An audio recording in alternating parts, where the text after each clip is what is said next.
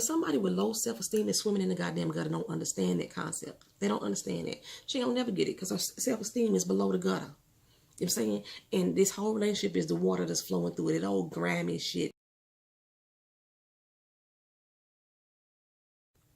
What's up, everybody? Welcome back to My Twisted Lyf of Poetry. I am Poetry. You are here for a Real Housewives of Potomac, Season 3, Episode 4, recap and review, First Lady's Second Chances. I really don't have much to say about this episode. And I got 4 pages of notes. I don't even know why I got 4 pages of notes because it really wasn't that interesting to me.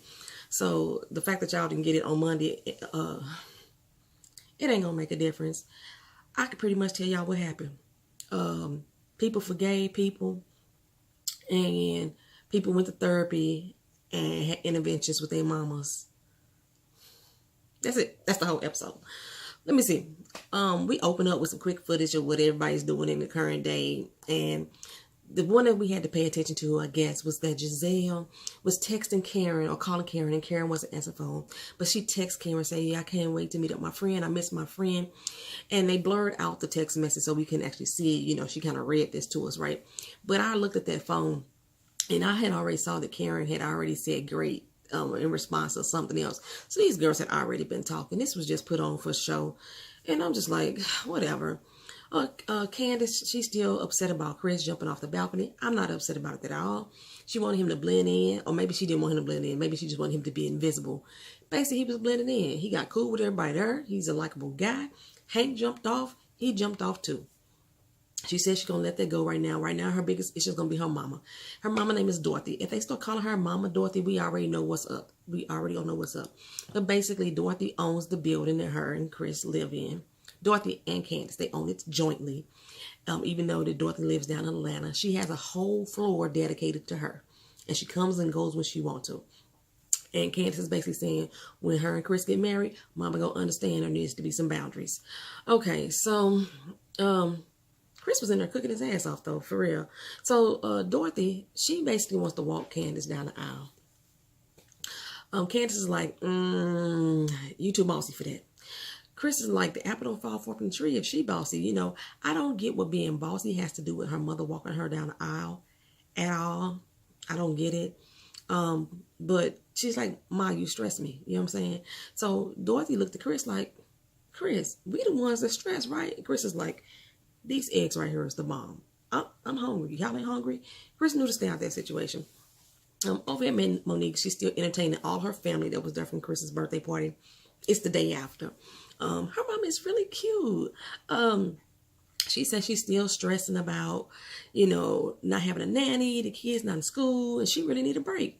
And I'm like, from what, Monique? What exactly does Monique do? I know she said before that she owns a lot of real estate. Her and Chris buys a lot of real estate, and she manages the property. But if these properties are not run down properties, I'm not sure what exactly you're doing on a daily basis as far as they go. Because it's not like apartment complexes. It's like an apartment. Like I bought an apartment and I'm renting it out. That's what type of things they pretty much have.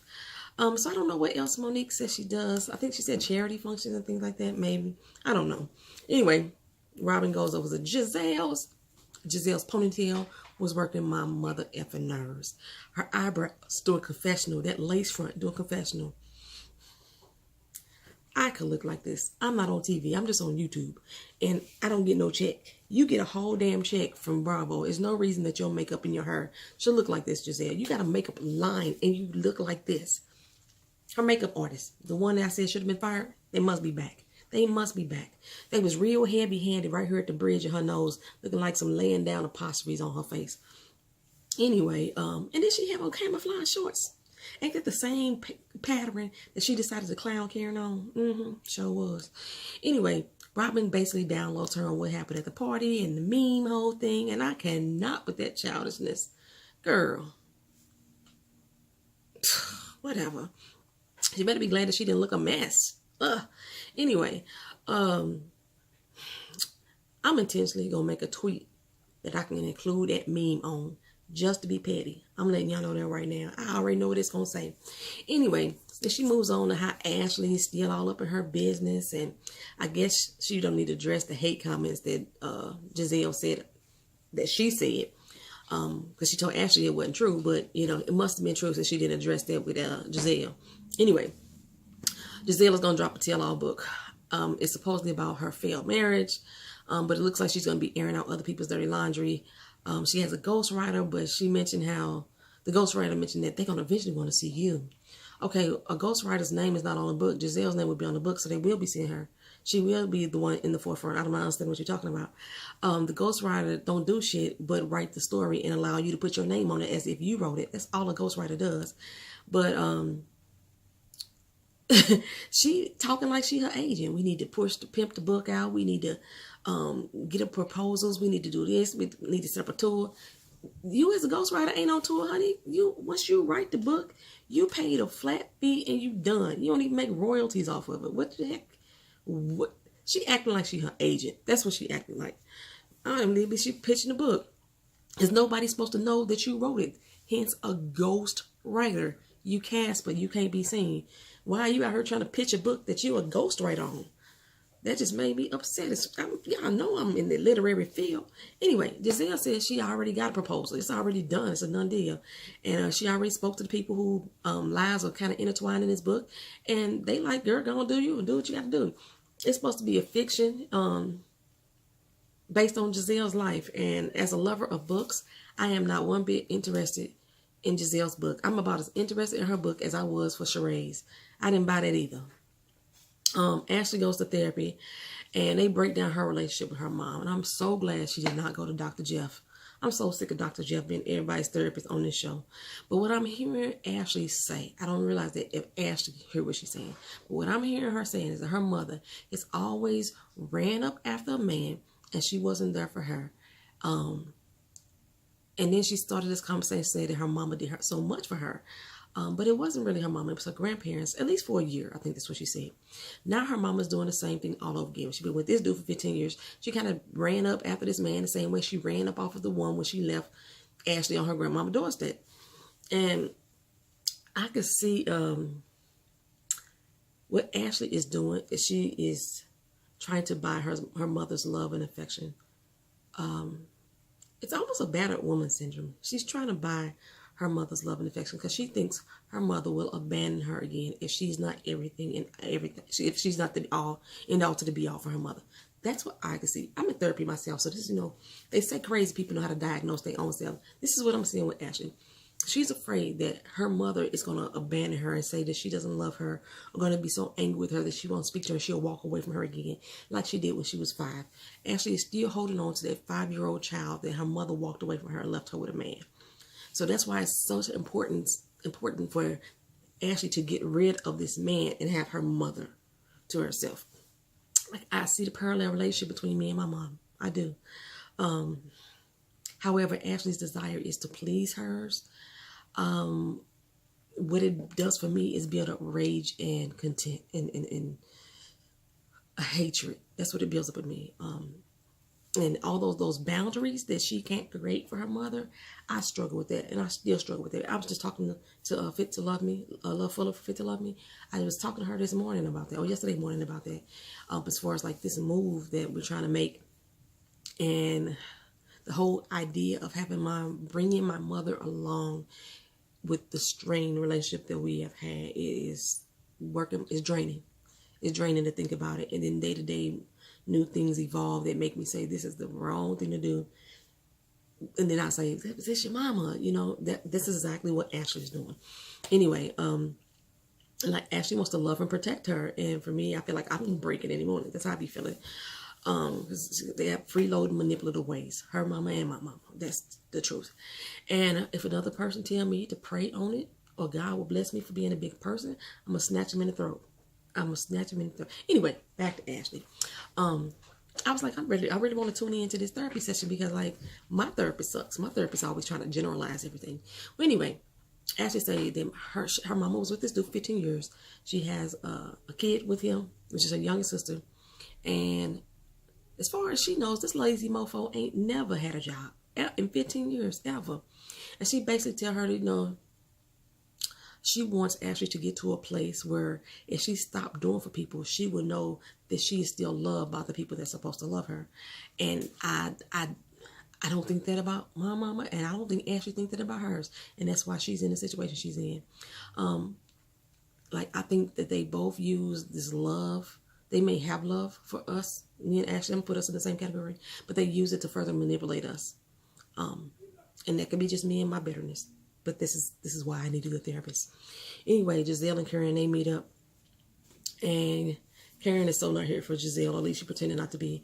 And Gizelle is already pouring out the fakeness, like thick molasses, and Karen's facial expressions are just priceless. She like, girl, bye. That's the way she looking. But Gizelle said, you know, you've been looking good these days. And just Karen said, I've been looking good all my doggone life, not just these days.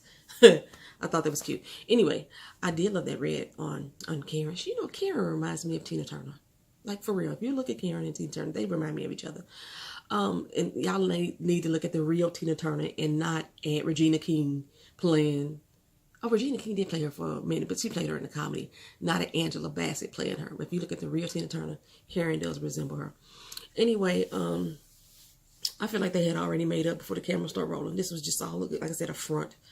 It was just too easy, too smooth. Yeah, anyway. Monique and Chris, they go to counseling with their pastor like they always do and his wife. And we learned that she had a miscarriage. But the way that she said it was like, yeah, I had a miscarriage today. Then I got ice cream from the grocery store and I picked up the kids. It was just like it was a natural, everyday thing. Monique has not dealt with this. And it's clear she has not dealt with it. Just in that brief moment, I can clearly see. So whatever this busy time is that Monique says she's having, and we like, what the hell are you doing? What you so busy for? She's probably making herself busy to not grieve over the fact that she had a miscarriage. And Chris said something along those lines. He was like, you know, she just moved on with life like nothing happened. It's almost like she just cut off a doggone hangnail and just kept it going.